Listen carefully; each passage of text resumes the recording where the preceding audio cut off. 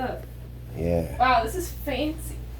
Okay. You need to get a, I was thinking on the way over, I was like, you gotta get James like a neon sign for his Christmas or something that just says like Average Joe's. That would be fun. I'd absolutely put that up. Okay. How many have you done this week? I feel like you've been knocking them out recently. Just one. It's not too bad. No. Do you want the ottoman out before we get started? You can kick your feet up. That'd be cool. You can even take your shoes off if you want. Do you want it all the way up, or do you want it there? Because it goes levels. That's perfect. Thank you. Yeah, for sure. Oh yeah, that's cool. I will join you then. Yeah. Make it a super. These are cool. Yeah, we bought these. They're vegan leather, which was nice. Awesome. They look nice. And we bought them right when we moved in here, because we were gonna have these in the hookah room. And we used them for a little while, and then I used them in my podcast for the first few episodes, and then everything changed. And then we decided I was gonna have my own studio, and then I was like, well, you guys have the perfect house for it. Perfection. I had something like this in law school. It was like a white couch, and Nico used to just lay on the that's awesome. portion I used to bring out. Just silence my phone here. Dang, what's the setup? You have like 3 different phones filming? 4. 4? 1, 2, 3. So I got these 2, and then those 2. Oh! Damn! That's crazy. I need to, this is such a primitive setup though, like I need actual cameras, but I'm just so fucking cheap that They're like expensive. Cameras are so damn expensive. The They're ones I want they're are like finicky. They're like, and then you get like Dustin, you get the camera and you're like, oh, I need to change a lens for this feature. And then I need a lens for this feature. I just bought this camera to take airplane pictures. Yeah. Yeah. And now I need a bigger lens. A different lens. You probably want to zoom in. Like, it's a whole thing. Didn't like you and Dustin have to refilm his? Yes, we had to film this whole thing, but that was one of my cameras shut off that I was actually using a real camera at that time, and it shut off like 10 minutes into the podcast, and we lost all of the footage of him. God. So we had all of the footage of me, and I was like, yeah, that's great. Like, if everybody just wants to see me and not... that footage of him stroking the yes, Scooby-Doo. Absolutely. Okay, so pop on those headphones. And then you're going to pull the mic within, 6 inches of your face. Are you there? Let's see. Good? Yeah. Okay. Is there anything you don't want to talk about specifically? I don't have anything major now. Okay. No big trauma in my life. Oh, well, I'm going to dig for that, so you better be prepared. Welcome to Ordinary Joe's Extraordinary Stories, a podcast that shines a light on ordinary people and their extraordinary stories.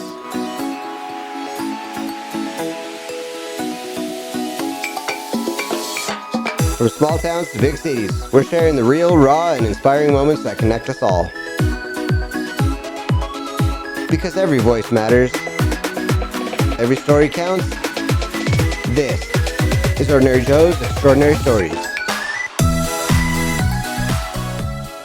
Welcome, Joes. It's another episode of Ordinary Joe's Extraordinary Stories. I'm back with another special guest. This one is awesome because this is the first time I'm going to have a couple.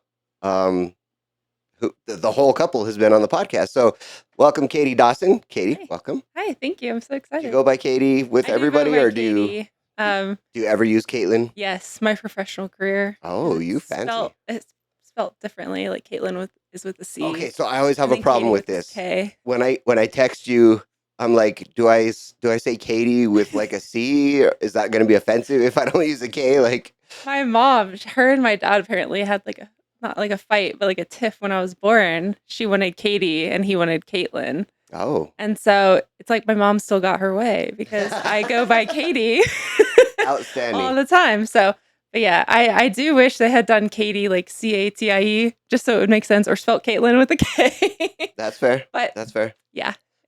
It's kind of unique to try and play with all those letters, and either way, you're getting the point across. So I don't. You're in on the secret now. Okay, so Katie is the wife of Dustin, and I believe his was episode 26, if I'm not mistaken. But you can go back and watch that. Now this is a power couple, and I will say this month is going to be awesome because I have 4 ladies lined up in a row, and I'm trying to get a few more lined up right after you guys. But so yesterday was my wife's coworker, who's just, I mean, when you see the episode, she's very impressive. You're a very impressive person with your career and how young you are, and Dustin being a doctor. You guys are just, you guys are the Jay-Z and Beyonce of us Figuring normal it out. people. Yeah, that's awesome. So let's start at the beginning. Mhm. Tell me about your background. My background, how far back do you want? Go back. Tell me about your parents. Okay. So, oh God. Okay. So my dad is a military chaplain Oh, and my wow. mom is a stay-at-home mom. Okay. I'm kid 4 of 5. So kind of a Holy shit. middle kid, but there's a big age gap between my older 3 siblings and then Wow. me. That's crazy. Yeah, All from the same parents. No, the older 3 were my mom's previous marriage. Okay, I see. So, but yeah. That's awesome. But I am the only one, I think, to graduate college No shit. of the 5 and obviously pursue a professional Good for you. And career we're going to and get degree. into that. Yeah. We'll get into that. So yeah, that's kind of the background. My dad got back into the military when I was 10, so that's when he became a chaplain. Wow. And we started moving all over the place. So religion really big in your household? Yeah, huge, huge. Eventually, it's kind of like a long story, but he went in as a Protestant chaplain, and now he is a Catholic priest. No shit. He contracts with the Air Force. So There is so he many. has a long story. He's got his own. That's great. There is so many mixed thoughts in just that statement that you I know. said there. Like a married priest. You said Yeah. a Catholic priest, like, Yeah. you know, you get all the stereotypes from that. You've got the Protestant preacher, like, and then just your home arrangement would say conservative. Is your family very conservative? Yeah. So my mom was a stay-at-home mom. I would say around age 14, I think for me, is when my dad became really interested with the Catholic Church. Wow. And when I chose to convert, we all chose to convert, but also we're like young. So it's like, whatever, we're doing what our parents tell us to do, kind of. Yeah. So yeah, it was a very conservative upbringing. I was homeschooled my whole life. I had to fight to be able to do sports. No shit. And like, be involved in activities and youth activities. And what kind of sports did you do? I ran track and cross country. Okay. I kind of like drew. I was always Wow. endurance athlete. That's impressive. I always laugh with Dustin because I'm like Drew, who also did the podcast. I'm like, Drew and I are so similar in so many aspects. Like we're both very headstrong, both run track and cross country. That's crazy. Both very assertive people. So it's a weird dynamic that's his best friend, and then Yeah, no kidding. No kidding. We're a lot alike. But yeah, so I always had to fight to kind of like be able to do sports and That's crazy. branch out. So. What was it like? Your dad had the ideals that the women are going to be at home and that kind of thing, or was it that? No, my dad is he's super cool. He's super progressive. So Oh, good. he never held me down to that type of standard. He's conservative and progressive. Yeah.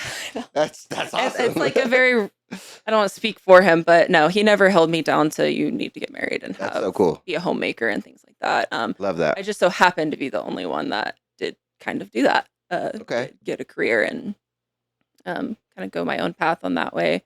My mom is very conservative. I remember, and I'm sure we'll get to it, but I told her eventually on I wanted to go to law school, and she was like, "Why?" She's like, "Why not just like Dustin's gonna be a doctor. It's gonna be fine. Just like have a kid or two, and you'll be fine." And I'm like, "No, like I want to go to law school. I want to have my own." That's so awesome. Good for you. Career. So that was hard to like kind of grasp, was the fact that she didn't really understand that. But no, my dad was super for it. My dad has multiple degrees. No shit. Yeah, just keeps. It's like a running joke in our family. He just keeps getting master's degrees for like random things. Wow. It's like an addiction with him. So that's cool. Yeah. So your siblings, did any, like, obviously your parents are proud of you because you're doing fantastic. I would be. How did your siblings turn out? So I'm not very close with my older 3 siblings. I think it was age gap. It was a lot of family tension. Oh yeah. No, I have that too. I understand. Yeah. So my older 2 sisters and brother, I'm not close with at all. I don't really talk to them at all. Wow. And I haven't since I was like 10 or 11. Holy Basically, shit. since my dad went to the military, it became this, me and my younger sister were seen as kind of, I don't know how to say this appropriately, but it was kind of like privileged almost.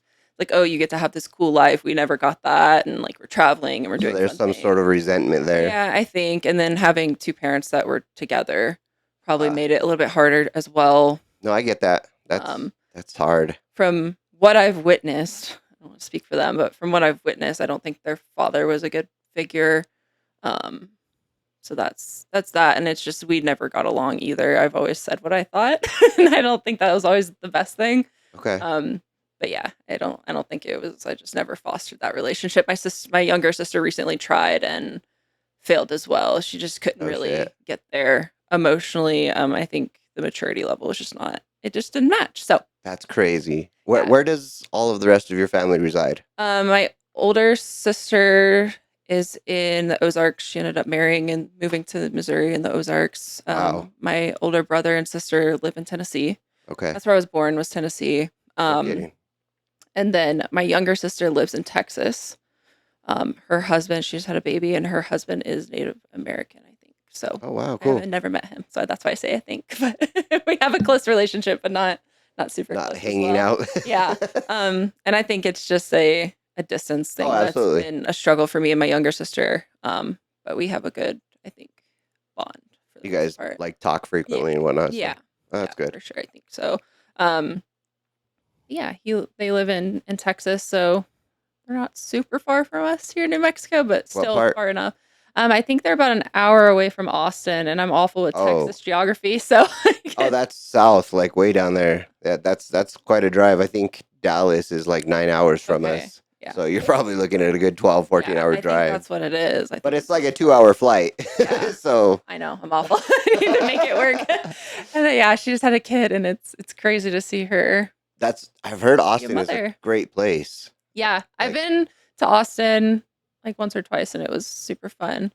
It seems like a very lively town. I'd like to go back, and I know Drew's fiance Ariel, she wants us all to go back, so we'll have to make a trip there one day. But I was actually just having the conversation with Sarah yesterday about Austin being like the woke part of Texas. Yeah, I think it is for sure. Like the Texans are like they're not part of us. We don't like them. Yeah, it's like Portland. It's like keep Austin weird. That's kind of how Austin is. Yeah, that's too cool. Yeah. Okay, so you were born in Tennessee. Mm-hmm. Dustin was in Kentucky. Yeah, we met. You guys are one state apart, but didn't meet in either of your states. No, so we're about 3 years apart in age as well. Oh, okay, he's older. Okay. Yeah. But yeah, we met in college and found out that we were born like 3 hours from each other. That's fucking wild. It was insane. But okay, before we get to college though, what was your early days in school like? Just your typical high school and junior high experience? Anything exciting there? Other than being homeschooled. Shut up. Yeah. So I was homeschooled. So a lot of online school. Wow. I felt like very prepared when it came to college for that aspect. I was like, I'm already been doing.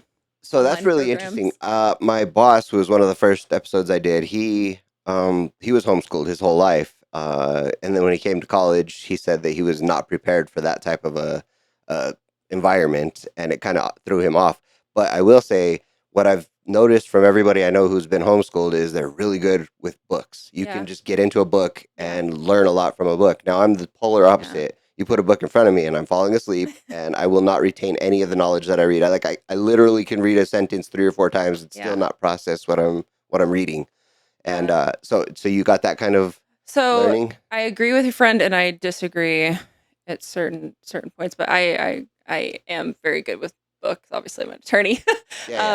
My dad would always give me books and tell me to, 1 week I need a big report. And obviously he's very educated. So I got judged from a very educated standpoint when it came to my reports and how I was able to interpret these stories. So that was a big part of my schooling. I was not prepared for the standardized testing part of college. Okay. That was the part that I would agree with your friend on. But the environmental you were fine with? I was fine with, being in a classroom was also new, but I had done sports. And so I was aware of, being a team and being, I don't know if that makes sense. But how does homeschool with sports work?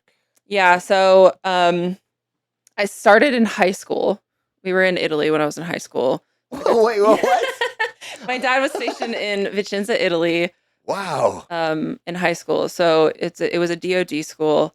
and I was able to sign up for sports through that That is program. And insane. so I did cross country and track there, um, and had a normal high school experience. I went to prom, No. had a boyfriend, did those You things. were in Italy. That is not a normal high school experience. Yeah, it was fun. It was fun. All of our track meets were in different parts of the country, and That it is so was cool. fun. Yeah. Oh, so you're very versed on the Italian culture. No, No? it's been a while, but yeah, That's it was fun. that's It too was cool. definitely a privileged experience. I The think. podcast I did yesterday, she went to college in Italy. What? Yeah, That's like, crazy. well, briefly, it's a long story, and I don't want to Semi-broad. spoil anything, but Yeah. yeah, she that was like her whole life ambition was to get out of the States and go to college in Italy, and she did it, and it was crazy. Yeah, a lot of the friends I had in high school, they spoke multiple languages and ended up going to school in like Paris and England and That's crazy. all over the world. And so it was definitely mind-boggling to see how different these people were compared to like Florida, North Carolina, and other places Yeah. I had lived. Yeah, no, that makes sense. You're getting a really interesting mix of people. Now you're talking about your high school friends from the States or from Italy? From Italy, yeah. Oh, wow. Yeah, okay. Yeah. I mean, one of my best friend in high school, she spoke like I think over 5 languages. God, that's insane. It was like Russian, German, because of her mom, and then English. Her dad was American. Wow. And then we lived in Italy, and so she picked up Italian. She picked up Spanish. I mean, That's I was wild. one of those people that just really clicked when it. I love that. My uncle, he worked for a company in Japan who's still there, as a matter of fact. And so he learned Japanese, and I don't know, I think just his level of intelligence, he picked up 8 languages over his life, like fluently. Chills. And it was so impressive. Yeah. I'm over here struggling to learn Spanish. Dude, I know. Tell me about it. And I'm sure you've experienced it as well. Obviously, you did in high school, but everywhere you travel on the whole planet, everybody Everyone knows speaks, another language. Yeah. At least one other language. And I'm Yeah. like, God, what is wrong with us here? Like, Yeah, we suck. we do suck. It sucks. And so myself, I've been desperately trying to learn other languages. So Yeah. like I've been doing the Duolingo thing. Yeah. Every trip we go, I like start a few months in advance and try to pick up at least the greetings and stuff like that. yeah, the basic stuff. But damn, learning languages is fucking hard as an adult, I really think. hard, and it's a part of your brain. Like you really have to exercise it. Well, and beyond that, I think it's a lot easier when you're immersed. Yeah.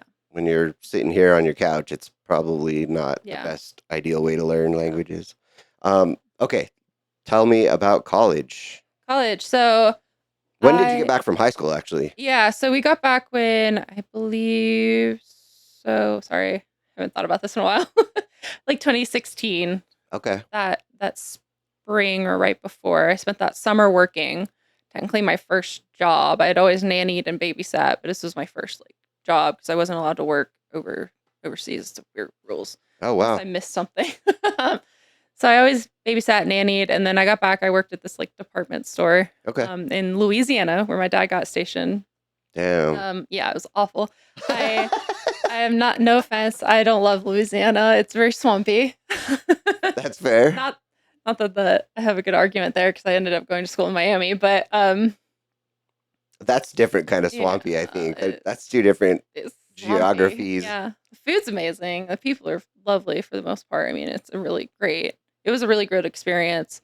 Yeah, I had applied to college back in Italy. I knew I wanted to go take a gap year, so I took a gap year, traveled a little bit. We got back to Louisiana, and then I left that fall for college in Miami. My dad dropped me off, That's and crazy. it was weird. I was like, okay, I'm here. And what college was that It you was went to? Barry University in Miami, Florida, North Shores.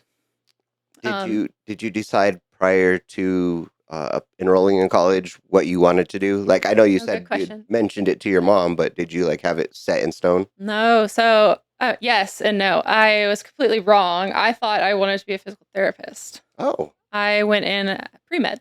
okay. I was like, I'm going to be a physical therapist. I like working out. I love running. I want to help people. That's what I thought I was going to do that. And I don't think I was really listening to my strengths because I got college and I was struggling with Wow. the curriculum.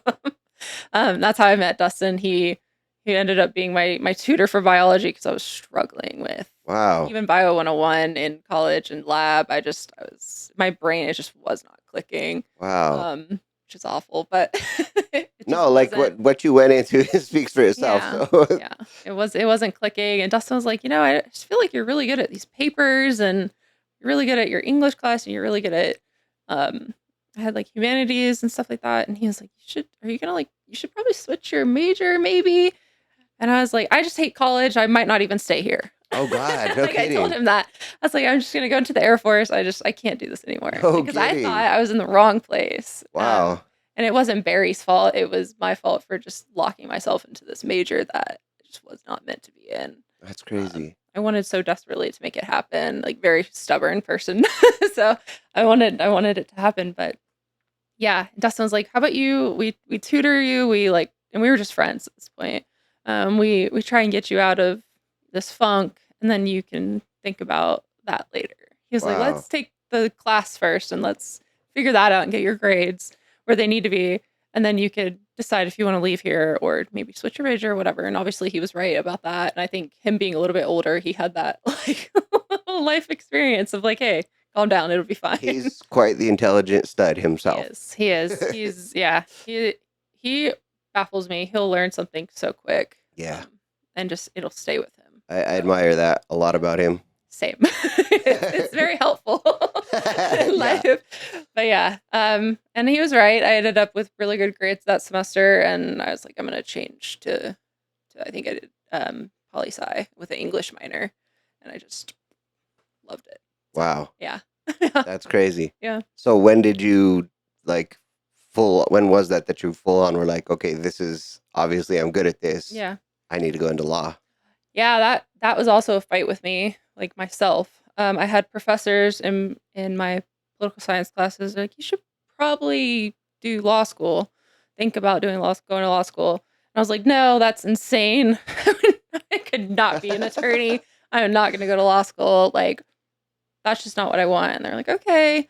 Um, my kind of a backstory: Dustin's brother and his wife adopted two children, and I Oh, was cool. really interested in their adoption process and how their attorney helped them through that. So I ended up writing my senior thesis on the foster care system. Wow. And that's still like something really important to me. So I got really deep into that, and I actually won like the senior paper award that year. Dude. For like the best. It's like a flex, right? Yeah, absolutely. It's called like the Brink Award, I think. I got a whole certificate and everything. But I was really proud of that work, and that's kind of what led me into maybe these people are right, but I still wasn't sold on it. And why so? What was the doubt? It was the thought of going back to school because I had finished undergrad in 3 years. Okay. I wanted to get it done as fast as possible. I didn't want to spend more money because my parents weren't like financially helping me with school. Not that they're required to. But Yeah, of course, of course. So it was just a big expense. I was working two, sometimes three jobs at a time during college just to like afford life and be able to do things I wanted to do. Yeah. So it was the thought of being poor again, like dedicating Yeah. more time to like not having financial security. It was the loans I would have to take out. We knew that we were engaged at this time, the summer before we graduated Okay. in 2019. We got engaged, and we knew he was going to school, wasn't sure where. There was just a lot going on. And I was like, I think I just want to take a gap year. I need to chill for a little bit, and I just want to work a full-time job. You get your stuff sorted, and then I will figure it out. I was like, I am going to figure it out. It'll be fine. So, Dude, I admire the self-discipline that you're able to, after high school, take a gap year and still commit to college, and then Yeah. take another gap year in the middle of college and still finish. That's so yeah, impressive. I do attribute a lot of the first startup of college to Dustin, like helping me. And my friend group was huge. They're still my best friends today. That's so cool. They were my bridesmaids at my wedding. Nice. I attribute it all to those 3 or 4 people that really just were like, this is how we're gonna do it. We're all gonna hold each other through this. That's And so cool. it was a really good experience. And I think Barry was also just a really great school. And the smaller classroom size really helped. We had really individualized like meetings with our professors, and Okay. things like that. So it was great. But yeah, I did take 2 gap years, which was crazy. So I meant I was older for both college and law school. Well, but that's So probably better. You're more a little bit. prepared and a little more focused Yeah. and a little more self-disciplined. So Yeah. So we got to Ohio eventually. I was not happy about Ohio, but it ended up being really great because there was multiple law school options. Oh, cool. And I applied to Ohio State, and I was like, it'd be weird if I go into Ohio State as well. And Dustin goes to Ohio State. And I don't even know if I forget now if I got accepted because I was so sold on Capital that with the scholarship they were offering me and everything, that was like, I'm going to go to Capital Law School. So yeah, I started that year 2021, that fall of law school, and we ended up graduating both of our programs at the same time. So it was just all like fit. That is so crazy. Yeah.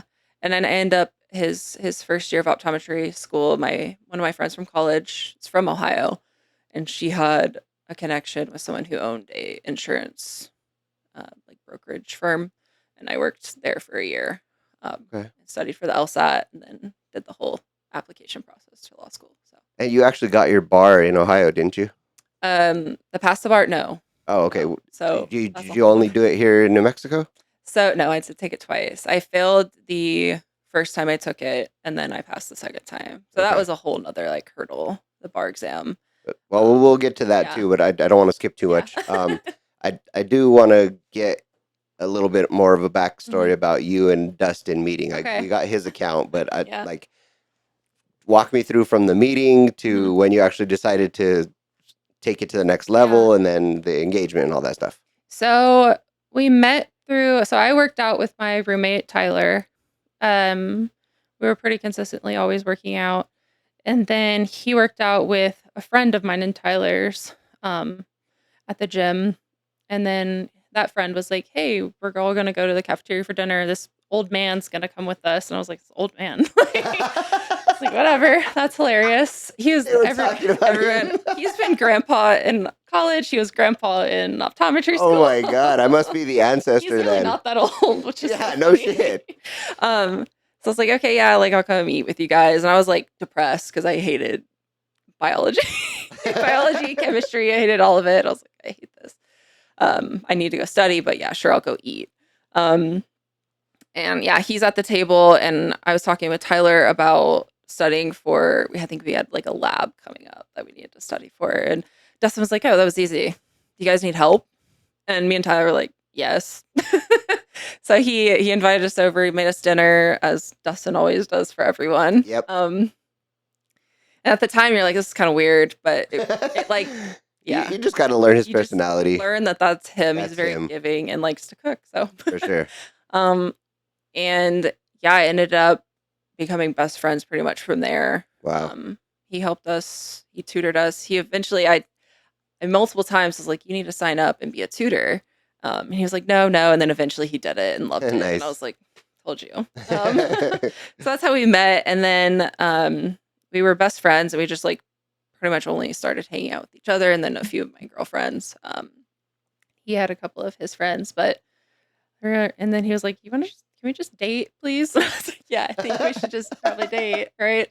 And then my mom wasn't happy about it. She was like, this is too fast. This is all too fast. Wait, well, what was the time frame between friendship or meeting and dating? Like a month or so, for sure. Oh, that was quick. Yeah, it was. Well, but okay, to be fair, at least you were friends first. Most people just jump into like, oh, I met this person, we're going to date now. Yeah, like, for a long time. Like from August, September, all of October, and we didn't really get together till the end of October. Oh, yeah, no, that's plenty of time. Yeah.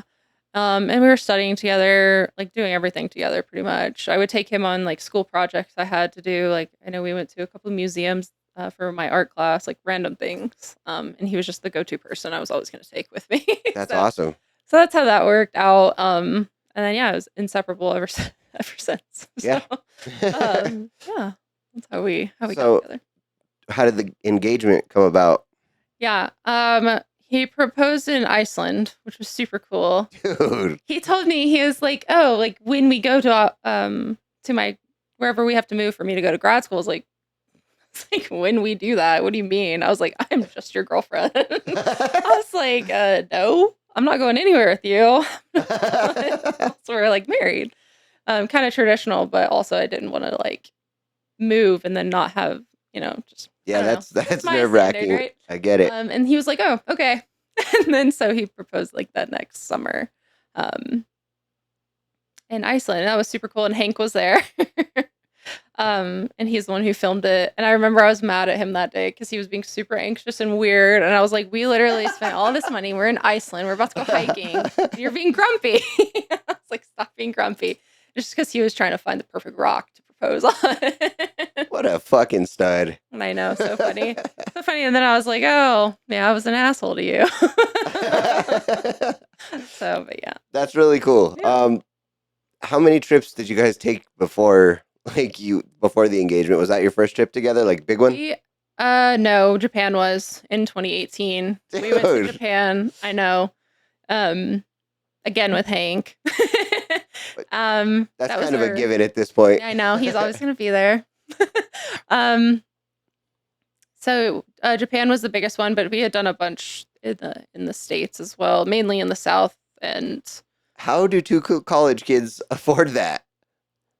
I worked a lot, and then he also worked a lot, and then he had his So impressive. yeah, he was also a veteran, so he got his disability or his vocal, I don't know what it is, but they were paying for him to go to school. So God, that's so impressive. yeah, yeah, we weren't like staying at the nicest places and doing the nicest things. Yeah, but It you were was going mainly to just seeing things that we wanted to do. That's so. that's Yeah. amazing. Okay, like I didn't go anywhere or see anything when I was in college. Like I was eating ramen and I'd be happy if I got to eat it all. Like it was Yeah. a trip was like the furthest thing from my mind. So that's really For impressive. us, it's like if we could buy gas and then maybe find someone to stay with there, like that's all we needed. And That's then too Kaya, our sweet little Oh, Kaya, she was always with us. So that's awesome. yeah. I do want to ask about Hank, but Mhm. I think I want to save it to see if Okay. I can get him to come over here and tell Yeah, I his know. story. Yeah. I'm sure he seems like a very interesting person. Yeah. And your friend group dynamic is fucking wild. You guys are just so close. Yeah. We admire it for sure. I'm And sure it's annoying. no, not at all. Like we're just really impressed Yeah. by all of you guys, and I personally can't speak for Sarah, but I'm happy to be a part of it We in love any you guys. context. Yeah. And yeah, to that note, I'm definitely the ancestor of the group because Oh, if Dustin's the grandpa, like Jesus. I know. Okay, so when do you guys get married? When did that happen?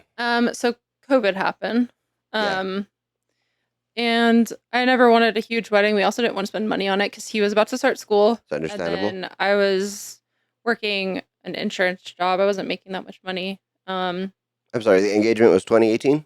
2019, that 2019. summer. I Okay. graduated that fall of 2019. Okay. Dustin graduated that spring of 2020. Okay, So like he graduated during COVID.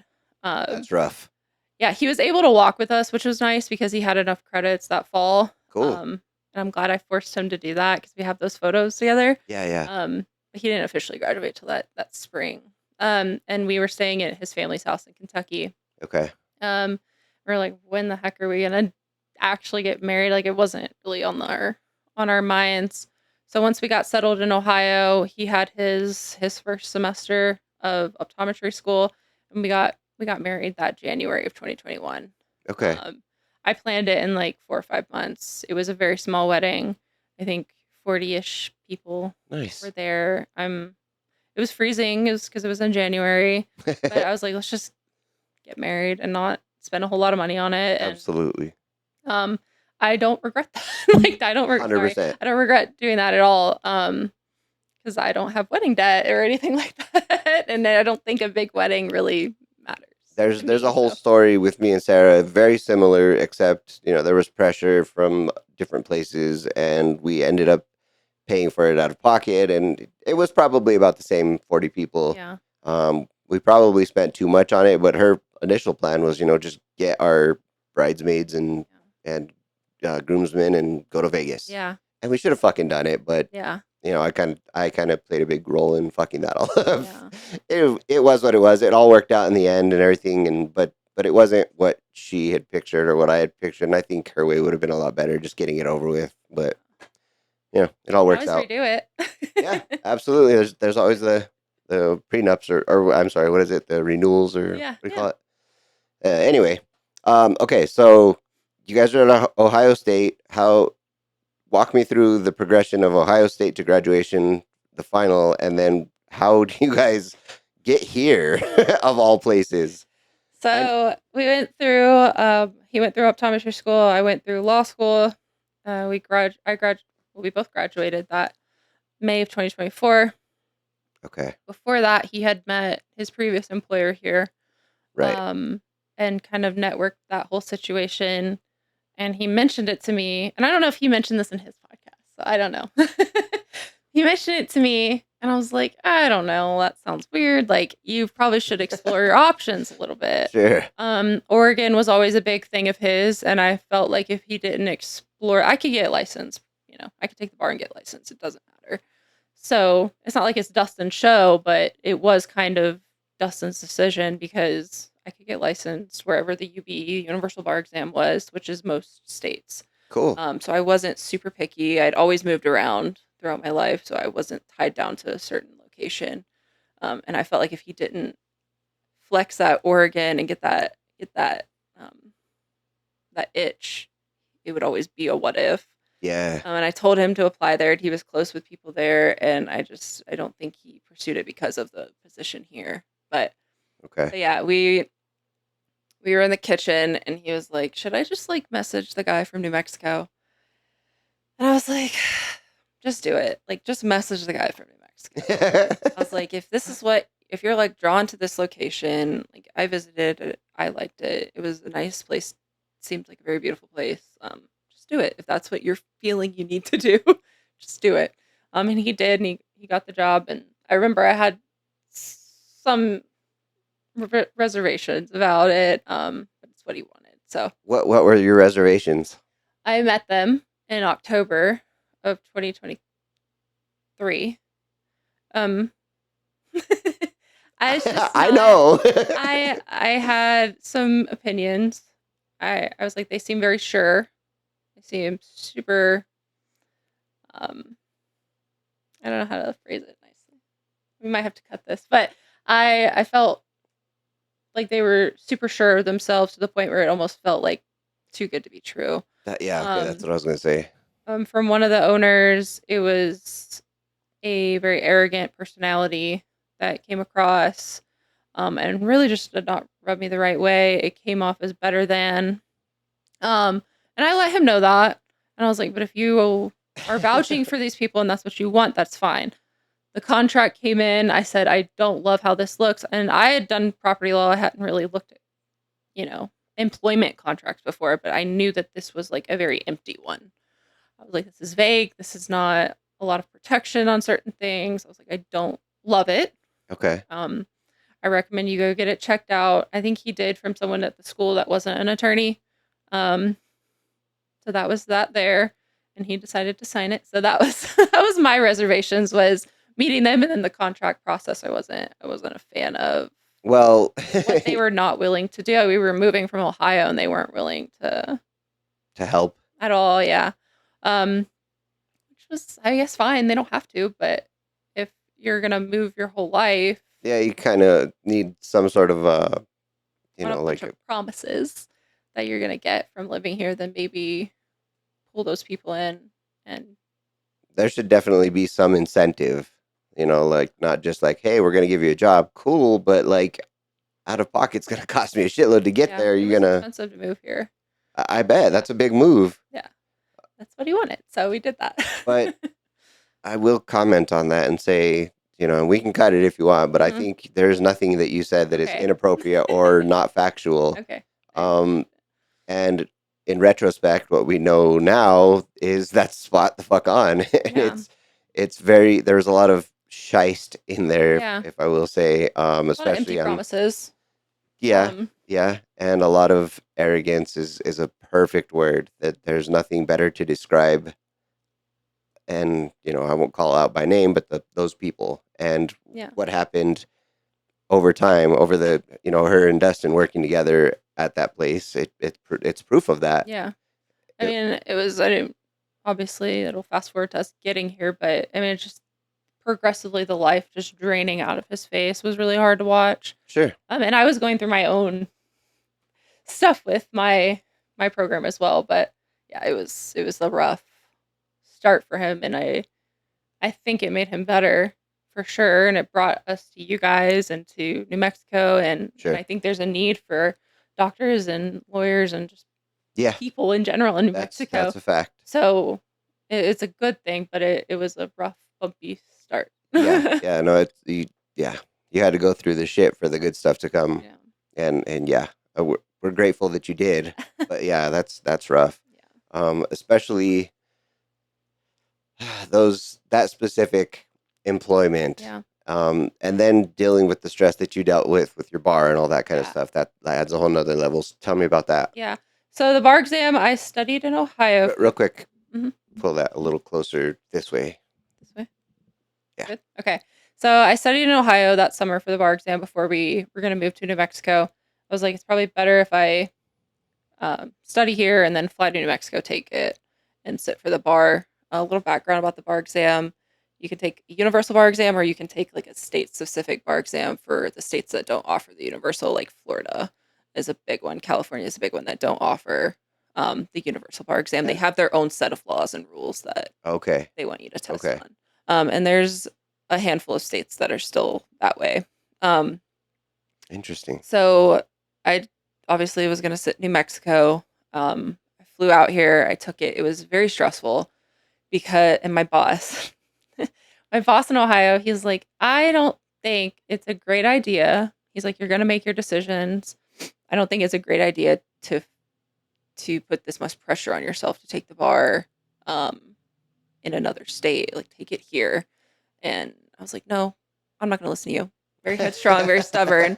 And I loved my job. I had worked there 2 years throughout law school in a property law firm, and I would have stayed there probably if we had stayed in Ohio, but we both didn't want to. But I would have stayed there. I really respected them. But I was like, no, I'm gonna take it. It'll be fine. We were buying a house at the same time, working on a cross country move. Yeah. And trying to coordinate all of that. I was overstudying for sure.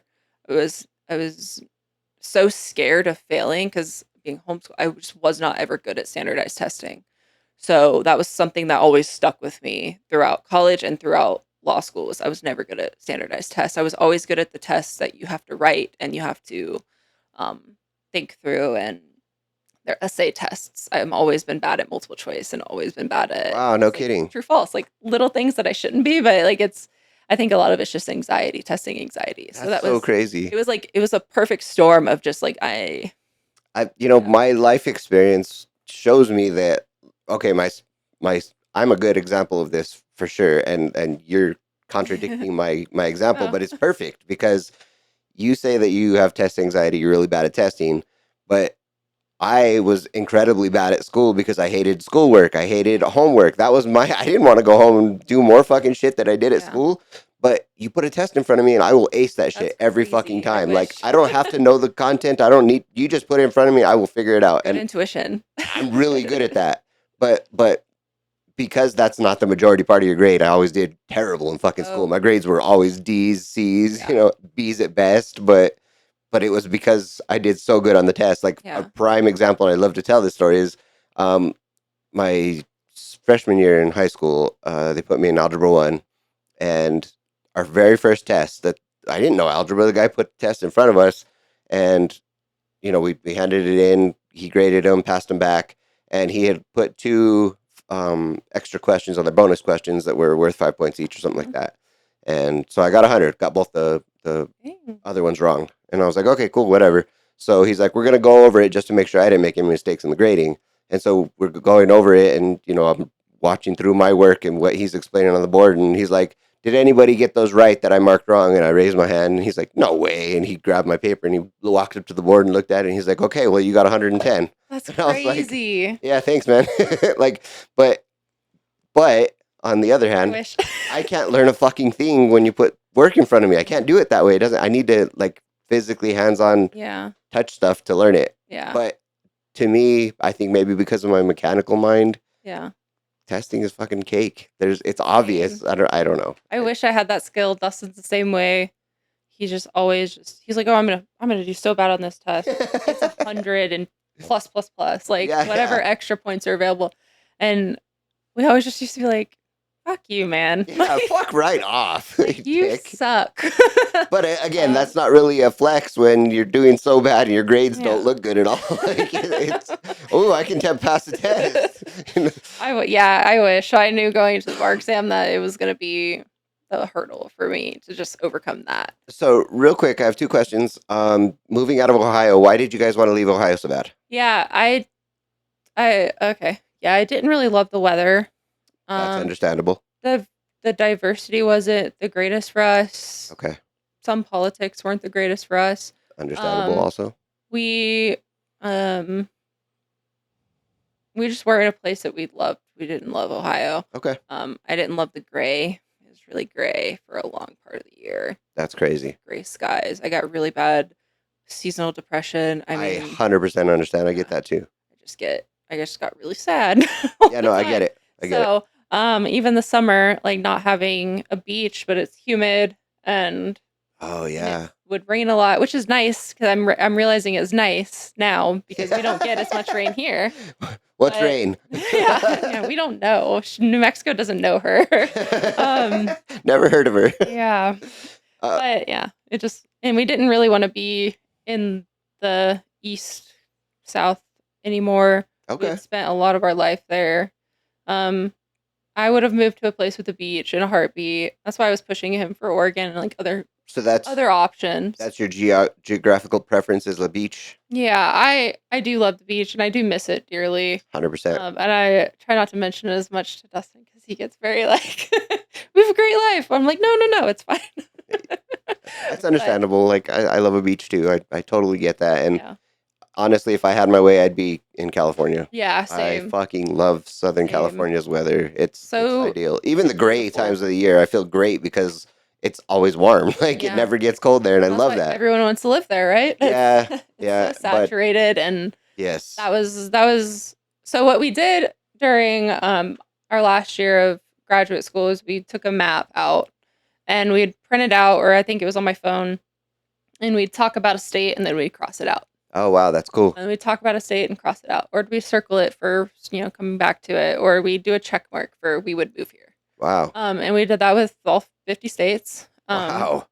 And we quickly were narrowed down to only a few. It was like the Pacific Northwest. We had New Mexico because we didn't know much about it. Cool. Colorado because of the same reason. Sure. I had a few on the East Coast that I would be okay with. North Carolina, South Carolina, I think are beautiful. Yeah. He didn't want to get licensed in North Carolina. It's a little bit more difficult. Okay. And I was like, okay, cool. Like, we'll just keep those there. And I think certain parts of Georgia are beautiful, but obviously you run into a lot of politic issues and things like that we just weren't a fan of. And I think proximity to family wasn't a super big deal for us. My parents are now in Georgia. His parents and family is in Kentucky, and we weren't like thrilled to like stay super near that area. It just wasn't. It's not our favorite area. So, yeah, we had just a few states that weren't X'd out. So that's how we kind of narrowed it down. And then his job offer and his school to New Mexico kind of helped with that. That's really cool. You guys are probably the first people I've ever spoken to about how you ended up in New Mexico who had a plan and like actually eliminated states and like. That's really cool. I love that. Yeah, and we were both very open to moving wherever. Sure. We both moved a lot throughout our life, lived in different places, and we're not closed off for the most part to most places except for Ohio, I guess.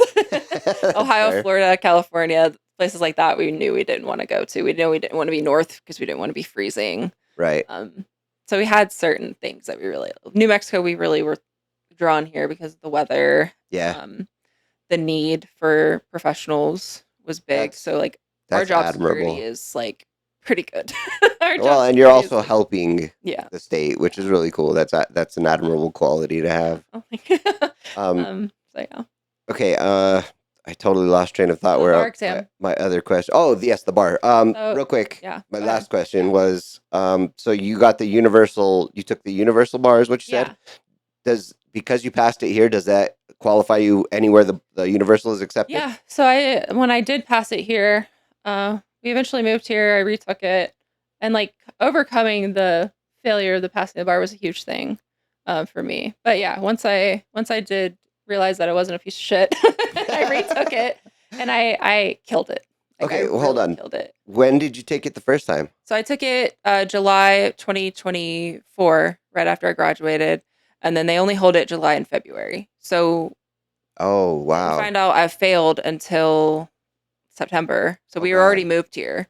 Okay. And I was like, well, I like failed. And Wait, he's like, when did you take it in Ohio? I took it First here. I time? flew here to Oh, take it, flew back to Ohio, damn. packed up the house, left. Oh, wow. Yeah, because you have to sit where your character and fitness. It's a part of the bar exam that you have to do character and fitness, which is like a background check and everything. You have to sit Okay. where you do that Okay. and where you apply for that. Wow. So I sat in New Mexico because I knew we were moving to New Mexico. We were buying a house in New Mexico. Right. So it was just a really bad exam altogether. Failed it. Found out in September we were already here. And I talked with Dustin. I was like, what are we going to do? He was like, don't work. Don't worry. I worked at a coffee shop, studied my ass off, but in a better way where I wasn't studying 12-hour days. I was taking breaks and like doing it appropriately. So That's good. when I did pass, I passed with flying colors. So I am able to transfer my scores to different states. Oh, that's great. There's like a timeline you have to do it. So I have a few years before that timeline is up, and then I might have to go through another process of admission if I ever wanted to practice anywhere else. Do you know what caused you to fail the first time? Like what parts of it specifically failed you? It was, I think, the overall stress of moving, buying a house at the same time, which my friend was doing the same thing. She bought a house at the same time as she was studying, and she passed and did great. I think it was my test anxiety, over studying. Sure. I mean, I was doing 12-hour days, like all day. I would wake up and all I would think about was the bar exam.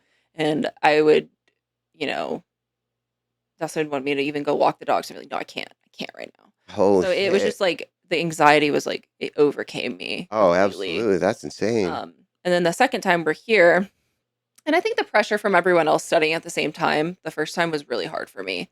It was exhausting to constantly be surrounded, and I love my friends, and it wasn't their fault.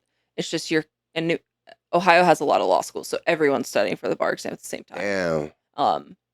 And so it was just exhausting to like constantly feel like you're like comparing yourself to everyone else and like how they're there's a big studying competition. and like how they did on their practice test, and why did I not do this? So taking that away, I was sitting at the Loma, Colorado library for like a few hours, and I was doing great on my practice test. I was like, wow, it was a little bit freeing just to be by myself. And it's just like me and some random kids and like maybe a grandpa hanging out in the library. So it was a lot more relaxing experience. We set up my office in the house, and I just had like a really good setup and support system with Dustin and my parents and everyone around me. My friends were really, really great about it as well. They would send me care packages, and it was just a cool, better, more relaxing experience. That's awesome. And I think knowing that, like, accepting the fact that like just because you failed the bar doesn't mean you're going to be a bad attorney or not be successful. Right, because obviously if you mental hurdle. If you passed it with flying colors the next time, I mean that doesn't say anything about your first failure. Yeah, like trying to be humble, but like I killed it. I really did. The second time I took it, I destroyed it. Let's just call it what it is. The first time you took it, you just found a way not to pass it. That's all. Yeah, there you go. I was like, what can I do not to pass this exam? Now, what does that test look like overall? You just said obviously there's a background check. Yeah. So you do the character and fitness portion. In Ohio, you start to a year or two before, I think. In your second year of law school, you start to fill out the stuff because luckily for me, you have to do the past 10 years, I think, of where you've lived. Oh, wow. For me, that sucked. I bet. It took me days of like calling my mom and tracking down old addresses. All my old addresses. Dude. Everything. She was like, why do you need this? I was like, because I want to be an attorney. I gotta figure it out. But luckily it saves it in this portal, so I didn't have to redo it the second time. Sweet. But yeah, that was the process. And then like employers and from the past however long, reference letters. And that's just building up to the bar exam. And then once you're approved to sit for the bar exam, it's a 2-day test. And I know they're changing it now, but when I took it, it's, if I can remember, half of day one is a 3-hour session of 6 essays. Oh my God. And it's like they give you a big problem, which is like a page long, and then you go through and spot all the legal issues, and you write a big essay on like Holy it. crap, dude. So the 6 essays, it's the second portion of day one. You get a break. The second portion of day one is 2 big client packets essentially, and you write about their case. Like it takes those are each 3-hour blocks. So Damn. it's called the multi-state professional exam or something. I'm gonna butcher that, but yeah, the MPT. And then second day you come back 8 a.m. and you sit for 200 multiple choice questions, but the multiple choice questions are like a page long, and the answers are like you have 4 big answers. So that's crazy. Yeah. So I'm not confident that I would pass that test. You might. You never know. You should, I don't recommend taking it for fun because it's not fun. Oh, and I bet you it's costly. Yeah. I think it's like $500 to sit for it.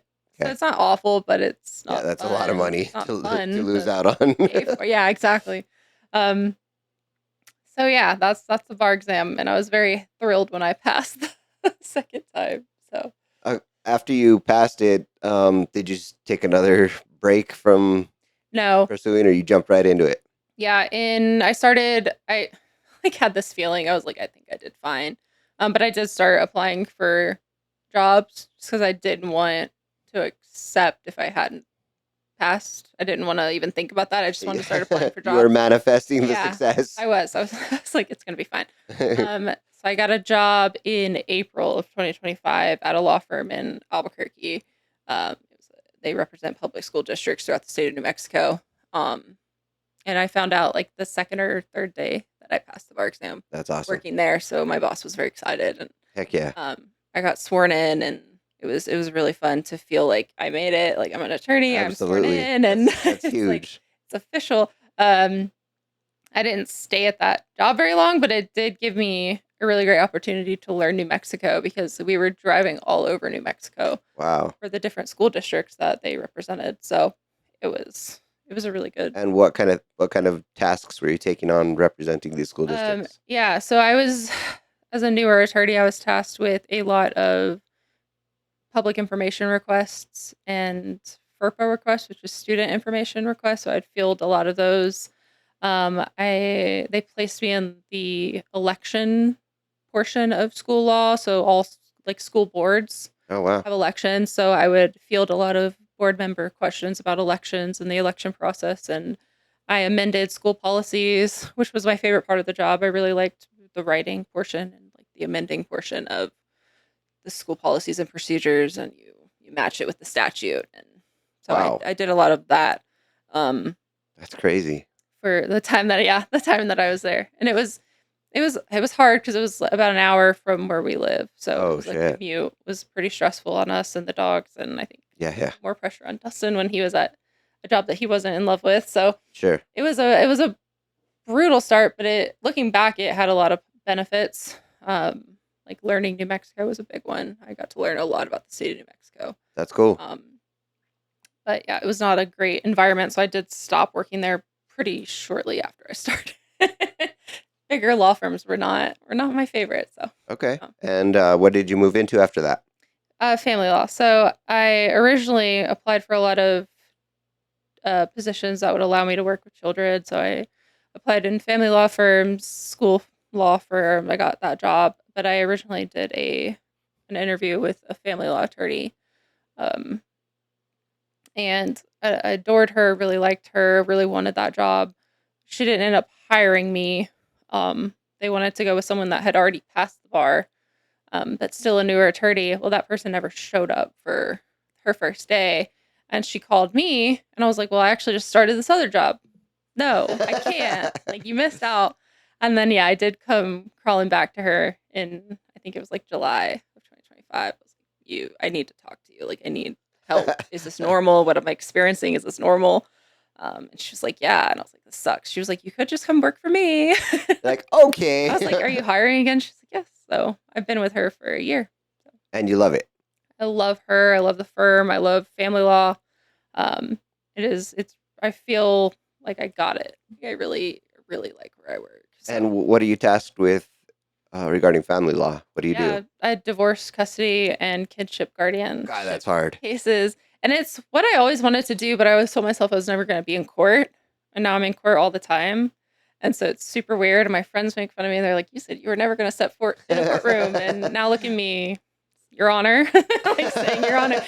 So it's fun. And that was a learning hurdle for sure. And it still is to like be present in court and dealing with the formalities of court. It's very difficult for me as someone who didn't ever do that, but knew that I always wanted to be in family law.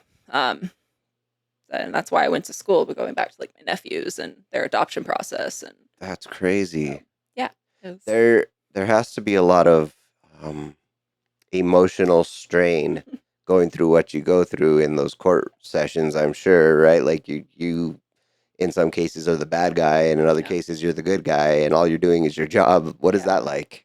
I try to settle a lot of my cases if I can. And I made it known to my boss that I'm not a fan of domestic violence cases. But sometimes it just so happens that domestic violence and divorce cases are hand in hand. And yeah. So you kind of have to deal with it.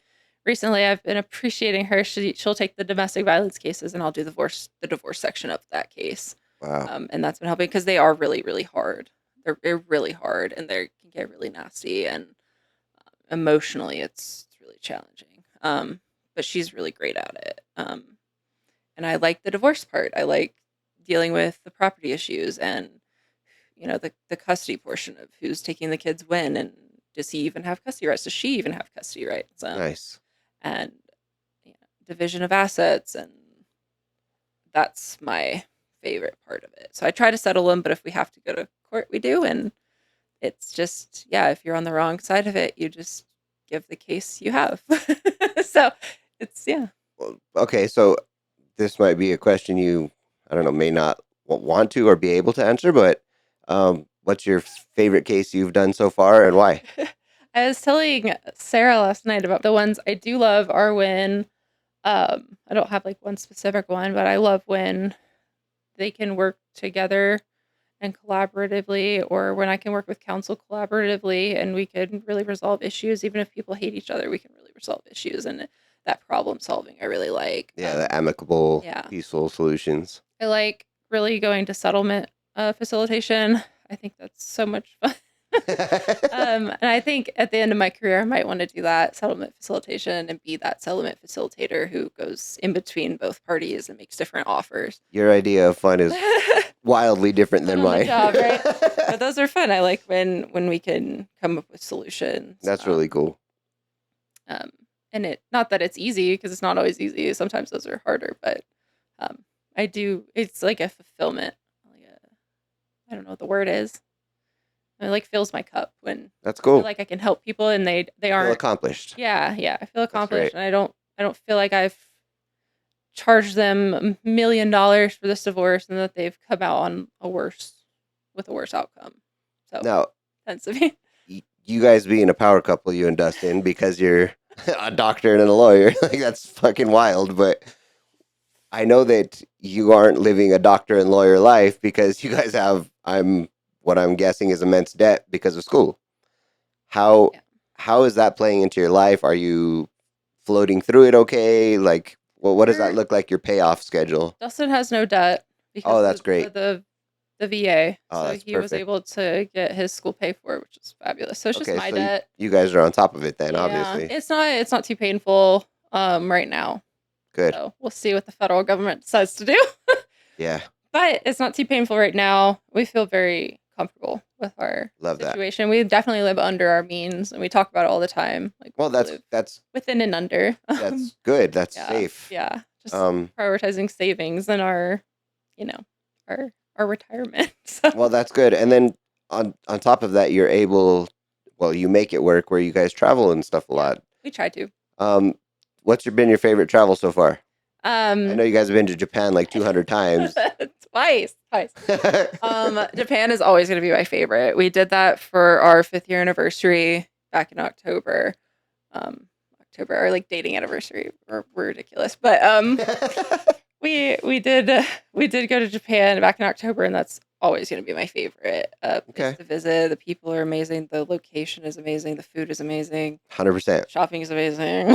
Yeah. We did Okinawa this time, and it was beautiful. I mean, it was beach. The beaches were beautiful, and it was October, November, Yeah. and it was just 80 degrees and just gorgeous. So, Japan is always going to be my favorite. We recently went to Spain, and that was also really beautiful. I had only been to Barcelona before, um, so going to mainland Spain and South Spain was really really fun, and I was happy we got to take a lot of our friends from undergrad and Hank. And Hank, of course. Of course. That's a given. I know, I know. So it was like a Barry reunion and then Hank, and it was just the best time. Now, this trip was different than a typical like couples trip, right? Mhm. Like, I guess you were telling Sarah that like you and your girls went off and did Yeah. stuff, and Dustin and Hank went off and did stuff, and Yeah. then you guys just met up Yeah. for dinner or whatever. Yeah, Like, so we all stayed at the same hotels. I I see Dustin all the time. So, and I see Hank all the time. So I was like, this is obviously my chance to have fun with my girls, him have fun with his best friend, and we would meet up for dinner.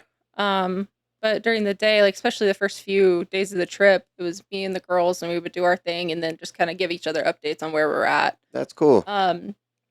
Dustin went off by himself. Hank went off by himself.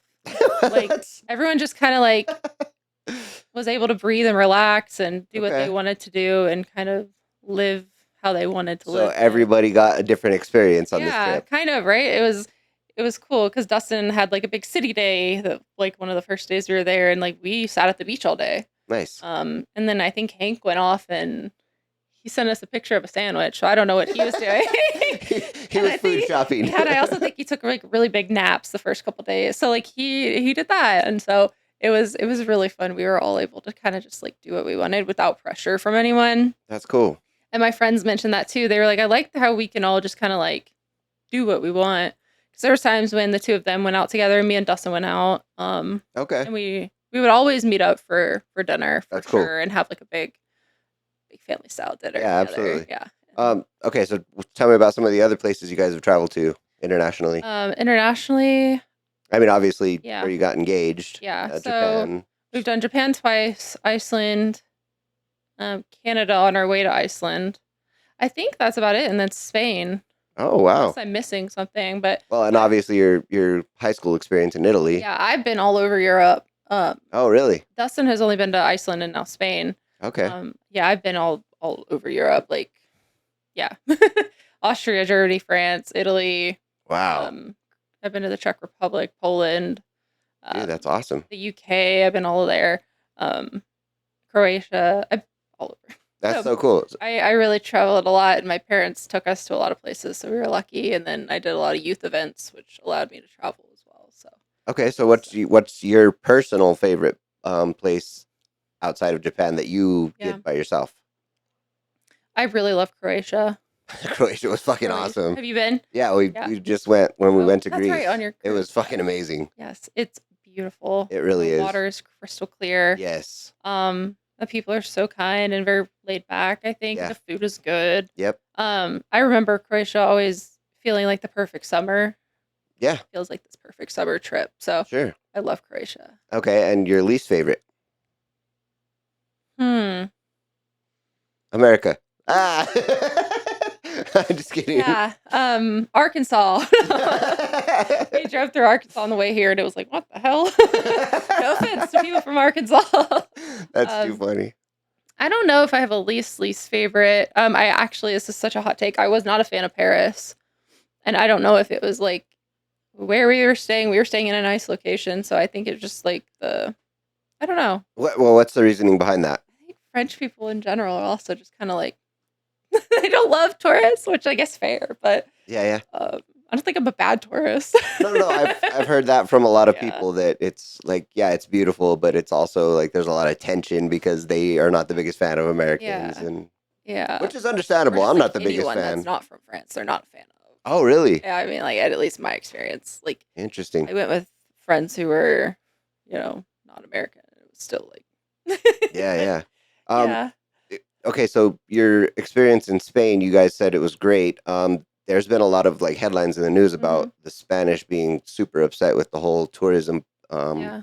overcrowding and whatnot, and they've been kind of being dicks to tourists. You guys didn't experience any of that? No, and I'm not gonna toot my own horn, but I did plan this trip, um, and I think I did a lot of research, had a little bit of knowledge of that, Okay, and I told everyone, I was like, "Buckle up, because the first day you're gonna be on a train for 4 hours, because we're going from Madrid straight down." nice, So we ended up in Cadiz, Spain, all the way straight down, cool. and it was, like, very minimal people, very respectful people, like, everyone at the hotel, everyone that we met at the beaches and at the restaurants, like, everyone was great. And then we went up to Sevilla, and everyone was great. And it just continued that way. And then because of Bad Bunny, there was a lot of tourism already in Madrid. Okay, And so we only spent like 2 days in Madrid, and it wasn't that big of a deal. okay, And I didn't have any negative experience at all. that's great. And I don't think anyone else did. We all wish that we could have stayed longer, Okay, and gone to different parts, like Valencia or something like that. yeah, yeah, yeah. I know that there's a lot of tension because of all that, but Sarah and I were discussing this yesterday. We think that like social media is probably the biggest problem with all of this because everybody wants their Instagram shots and they're not there for the culture. They're not there to explore or be respectful. They're there to be entitled and get Yeah. what they want and get out of the country. You know what I mean? Like, and It was that's a good point, because it was different, because I hadn't been back to mainland Europe in a really long time, like since high school. okay, Because Iceland's not, yeah, mainland. So, um, it was a different experience with everything not being cash. Everything is tapped now and yeah, more modern, which was interesting. But then also seeing the influence of social media is a good point, because there's so many like people with these selfie sticks and like filming themselves talking and like showing off like where they're at. And it was something I never experienced the first time. Usually it was just people with cameras. Like okay, last time I was in Europe. right, and not Um, facing themselves. yeah, yeah. So it was really weird, and that was something that was funny, especially in the bigger parts of the city, like Madrid. And we were like, "What the heck? What's going on?" Um, that was yeah, that was a shock to me as well. But I mean, Japan has always been kind of with it when it comes to electronics and things like Yeah, yeah. that. So, um, And funny enough, like you don't see as much of it in Japan because that's not their culture is not about that. It's a lot more private, a lot more intimate, and they don't like yeah, appreciate that. Like when we went to Egypt, Sarah ahead of time was like, "Look, man, you need to just back up off the phone and live in the moment and enjoy it." And I was like, "Yeah, but then we're gonna miss out on this. Like, I want to record this and make sure that we have it forever." And so I did, and I didn't do a great job of recording, mhm, but I had my selfie stick out everywhere. yeah, But I wasn't like this with yeah. it. I was like Filming everywhere filming else. what I was Yeah. looking at, and I'm glad I did. It didn't at all take me out of the moment. I think there's a balance you have to Yeah. kind of strike with it, but I also didn't do what the influencers are doing and like wait for that money shot where you're holding up traffic on both ends of a tour just so you can get your picture. And that was the worst fucking experience ever. And it happened so many times in Egypt, and we Yeah. experienced it again in Athens. And it's just like, I think those people are the problem with tourism. Yeah. That's what you're not there respecting their culture, their ways. You're not there to appreciate what they have to offer, Yeah. and I think that becomes a big problem. Yeah. So I'm trying not to do that anymore. I still will record when appropriate, but I don't want to be ever that influencer Yeah. guy. And it's like a read the room situation. Like, I 100%. get really frustrated when people are in a really quiet church or, a cathedral or a monument, and they're just like, anyway, so here's where I'm at Yeah. today. And I Yeah. think blah blah. I'm like, Like I put on a mic and I'll whisper into that yeah, shit yeah, literally if I need to say something. If yeah. not, just I don't. And those are my favorite people to watch on YouTube, who do the, when you're trying to figure out where to travel next. I love those people who are like, anyways, guys, so here I'm at right now. Right. And like they're being very discreet and like respectful about it. But it's also like, yeah, I read the room situation where if everyone's like, if you see phones out and it's like, fine, then get a quick. Yeah, yeah. And Dustin's the same way as you. He wants to film everything. He's always been into cameras and filmography and photography. And I'm always like, "Shh, put it away." Like I'm very like socially probably too aware and like a little bit too nervous. And I'm like, don't take pictures, like be nice. And he's like, chill. So like we have to yeah, find that balance as well. there is a balance, Yeah. but with our modern society, it's to Yeah. be expected. It's not anything out of the usual like it used to be. You know, like it Yeah. used to be abnormal as fuck. Everybody would be looking at you like, Yeah. "What are you doing with your phone? That's Yeah. weird." Like Yeah. now, you see somebody talking to a selfie stick. That's just another day. Yeah, Like it's exactly. so weird. And in Japan, it's not as um it's pretty common now. I feel like in the bigger That's cities crazy of because Japan that no one cares anymore. that's But like we went crazy. to the smaller places, like obviously Okinawa and Right. then the smaller locations that we visited, and it was not that way, and we were able to kind of be by Step away ourselves a from it. little. Yeah, Yeah. I watch a guy on YouTube who lives in Japan and like he films everything. yeah, And I'm like, that's crazy because when we went, I barely pulled my phone out. I took pictures, a lot of pictures, yeah, but it was just like a quick snap and put it away. yeah, You know, I'm not trying to include everybody in my shit. I'm not filming yeah, as little as, I just wanted to be respectful. I wanted to, yeah, we did research, Sarah does research on everywhere we go ahead of time. yeah, And so we knew what was appropriate, what wasn't. And as far as the video updates that we watched, it was still a little iffy to be out there filming and yeah, stuff. And because their society is so respectful and so quiet and everything, you're just like, I'm not gonna be in there. yeah. That's like taking it back to the old school when that was a weird thing. Everybody would be looking at you and like it would be so uncomfortable. We tried, especially in Japan, to do the Japanese dad pose where you got your hands behind your back and you're walking and you're looking and you walk with your hands behind your back. I didn't even know So that was a thing. That's cool. maybe it's just me and Dustin, but so I have a lot of pictures of Dustin. And he has a lot of pictures of me in that pose where we like snapped each other walking with like our hands behind our back because That's we are cool. just enjoying it. So Yeah, absolutely. and I think getting up early was like a big thing for Dustin. He was able to film a lot of what he wanted without feeling that pressure. Oh yeah, that's cool. And as you're jet lagged, might as well go on a 3 a.m. walk, Sure, walk around Osaka. that's cool. And there's like no one out, so that was a fun part too that we did. We'd get up and walk for like hours. I mean, you're Absolutely. clocking like 30K plus steps in Japan a day, which is crazy. But Are you guys, hot take here, are you guys ever going to get to the point where you do business class travel?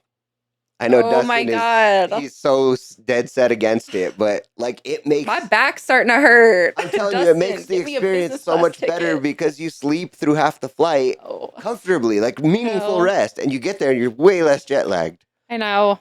And it is a big expense. I'll be fully honest, it's really It getting is. ridiculous. I mean, but like to get to Japan, I don't know how much a business class ticket would be. I think we looked back in October when we were gonna go. We spent like a little bit over 2,000 for both of our tickets, I think. I think we And we spent, were economy plus, but I think we which looked. isn't so bad. I think we looked, and it was no. And I think we looked, and it was like 15K for us to be in business class.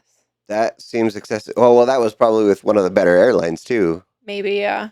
So yeah, okay, so when we went to Japan, we flew with United. We did Okay. United Polaris, and I think we spent just over 8 for both of Okay. us round trip. Yeah. Which, I mean, again, that's a really big expense, but it kind of makes it worth it not having to catch up on rest and losing a day when you get there, and then having to prepare mentally for that trip home to lose another day when you get home. You know, He's so stubborn about it. I know. Like if he ever pulled trigger on it, I'd be like, okay, like I guess It's we're so doing worth this. it. So But I don't know if I would either, to be honest. It's you like, fucking should. You only live once.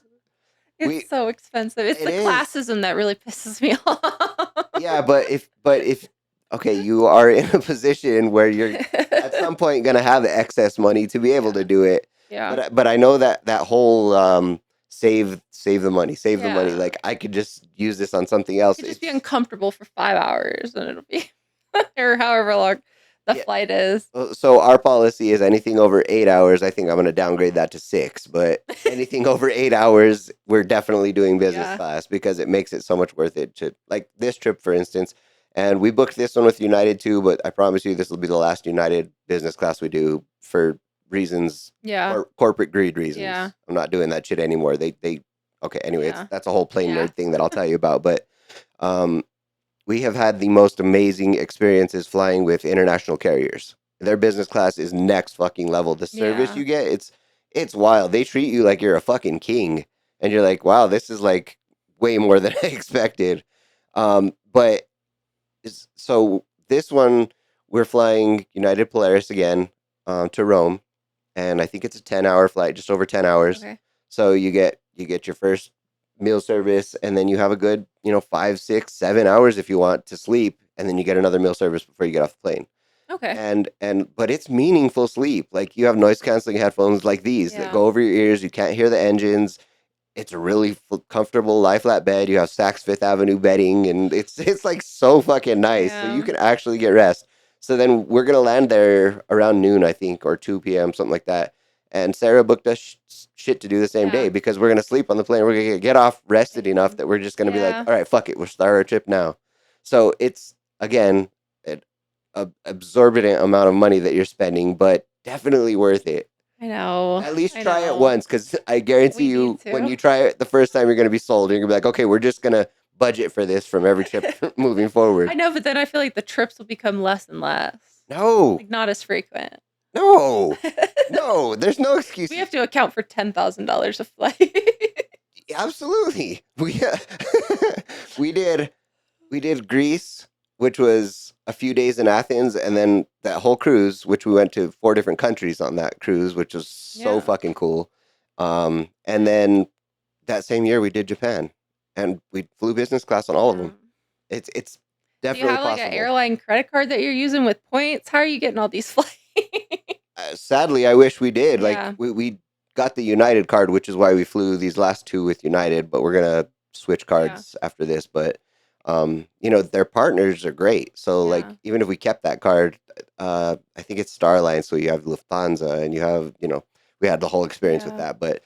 But yeah, like, the international carriers are definitely significantly better than the U.S. carriers. I would never pay business or first class in the States domestically. It's not worth it. It's Okay. basically a premium economy seat. For Dang. you know, I didn't know that. right? Yeah, it's not worth it. I've only been in economy. Yeah, well, if you're flying in the States or even to Hawaii, Yeah. don't waste your money. It's Dang. not worth it. But anything overseas, anything, again, 8 hours or greater, it makes all the difference in the world. And when you're flying with those carriers, you get this feeling that's like you feel important, or you feel like they really appreciate you as valued. a person. Yeah, it's so much, like, the feelings is out of this world. That's what is like. He's crazy on flights. We'll have like a 9+ hour flight, and he'll just sit there with his Game Boy, and like he won't get up, and then he'll be ready to rock like when he lands. It's insane. I don't know how he does it. My that. back hurts. My neck hurts. like you'll get cramps. Like, I don't know. Maybe it'll just start being me, and then he could just sit like a weirdo in the back if that's what he wants to do. That's Like, crazy. oh no, we're gonna save money because it's just for me, not for you. Yeah, don't worry, it's fine. Yeah. Only my ticket is expensive. Yeah. Yours is fine. I mean, he's got like the Nintendo. I think for Spain was the big one. He got his Nintendo Switch, and he was just there like this the whole time. That's crazy. Like, however long our flight was, it was like 9 hours, 10 hours. Okay, I mean, Me and Hank whatever. were like he's crazy. Whatever floats his boat. Crazy. I But feel like the attention span is there. He's locked in. that's also So- admirable. But definitely try it at least once. I You need guys to. only live one Okay. life. You need to try it once. But I guarantee you, it'll sell him. He's gonna be like, "How's your podcast with James?" I'm gonna be like, "Well, Guess looks what we're like- doing? looks like we're gonna fly business class from now on. I've been sold." He's Oh. an advocate for business class. I could go on about all of the perks for Yeah. hours, especially think- with the international carriers. I But think a major perk is Priority Pass and or a credit card that allows for an airline. well, yeah. So once you build Lounge. up those, the lounges make a huge That difference. was huge for us. Like the Capital One Ventrex. Yes, I am an advocate for that, like you are for this business class. we have flight. that card too. Yeah, it is the lounges are amazing. so best. Like they're so amazing. I think the Dallas location they have like sleep pods and Yeah. You could take showers at a lot of Yeah. them. yeah. Now, I will say United's lounge at Narita. Oh my God, that Oh, was in the Japan? coolest fucking lounge ever. It was so Dang. nice. Like, the seats were super plush and comfy, and they were sitting right in front of the big bay windows where I got to watch planes while we waited for our flight, and the food was phenomenal, and just Dang, I've never customer been to service a is so good. United one. well, Yeah. the other United ones we went to, like the one at LAX, was so fucking packed, and it was Yeah. it was not great. But Yeah. Narita, woo, that was a premium lounge. And just does everything. They do. They're Correct. phenomenal. But yeah, we've been to one in Germany that was Mhm. okay. In Munich, it was not bad. It was Lufthansa's. We did one in France at Charles de Gaulle that was just okay also with Yeah. Air France, but still better than sitting in an uncomfortable seat at the gate. Yes. 100%. 100%. Yeah. Plus It's like the our favorite snacks thing and now. drinks. Yeah. Yeah. Our favorite thing. I am a drink person. I'll come back to my table with like I have the coffee, I have the tea, I have the water, I got Yes. the alcoholic beverage. I've got Perfect. it all. I And mean, why that's- not? yeah. It's included in All your included. ticket. I pay so for this. absolutely.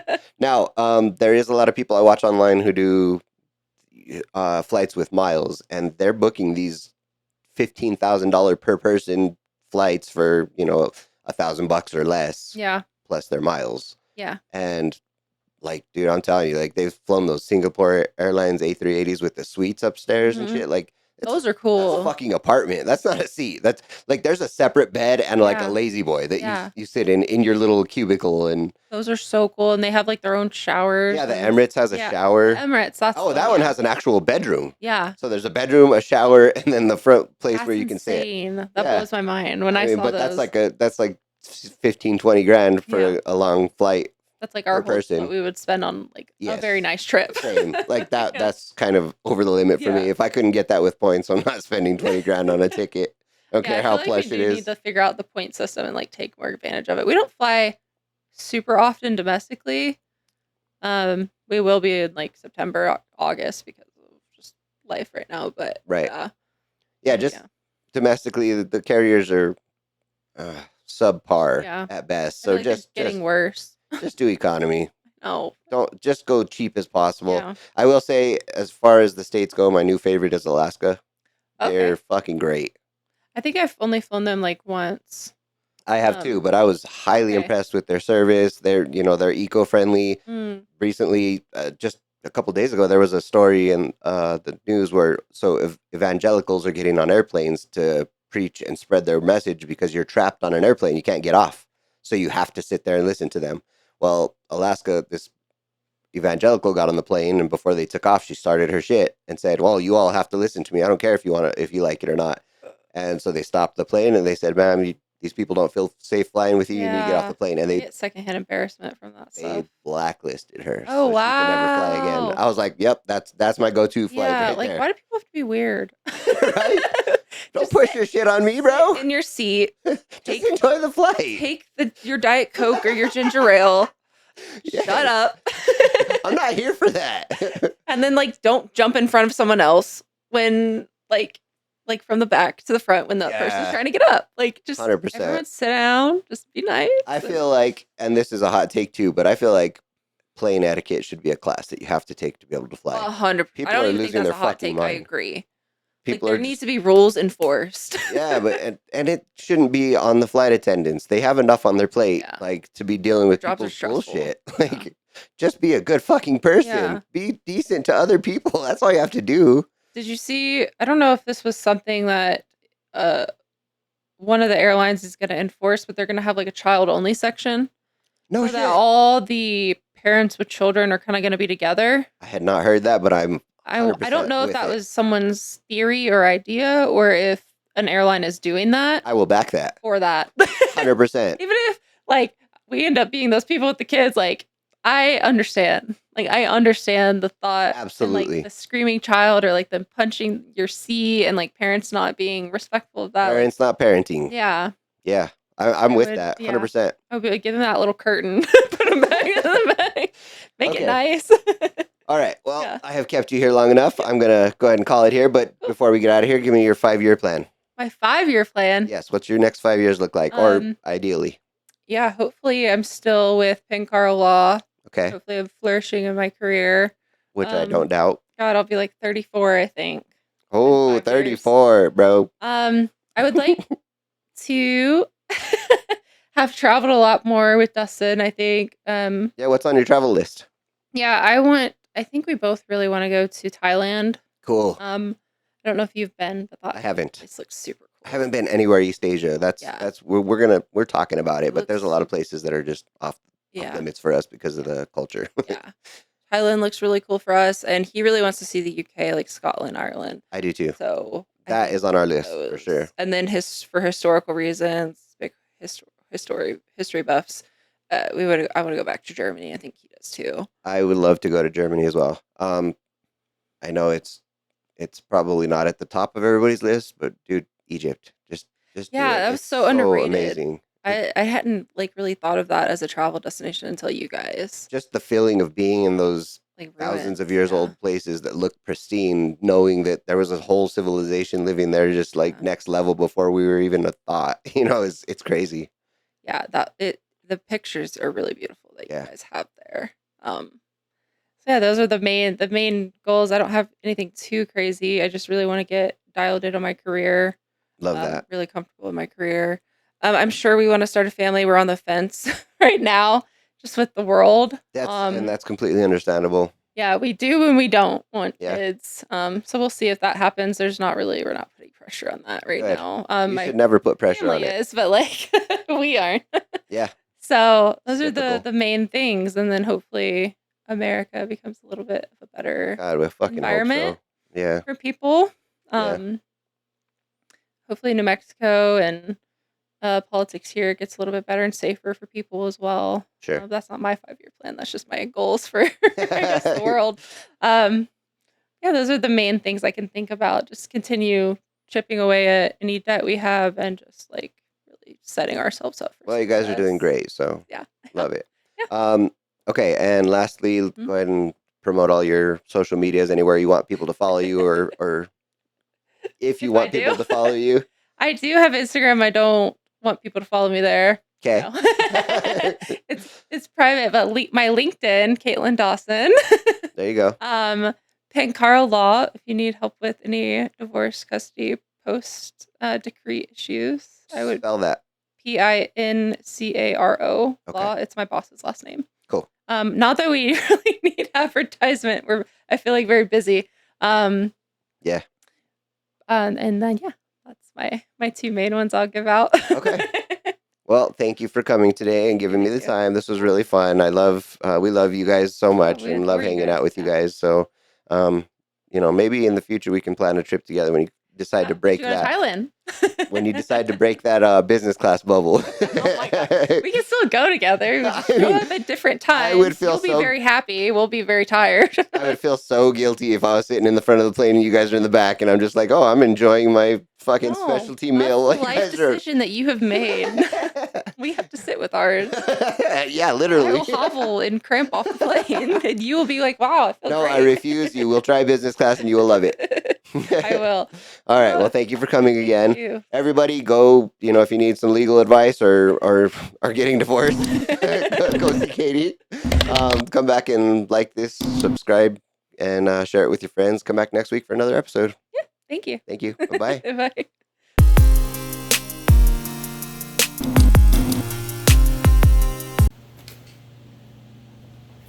That's fun. Yeah. You're so good at asking questions. What? You're good at asking all the questions.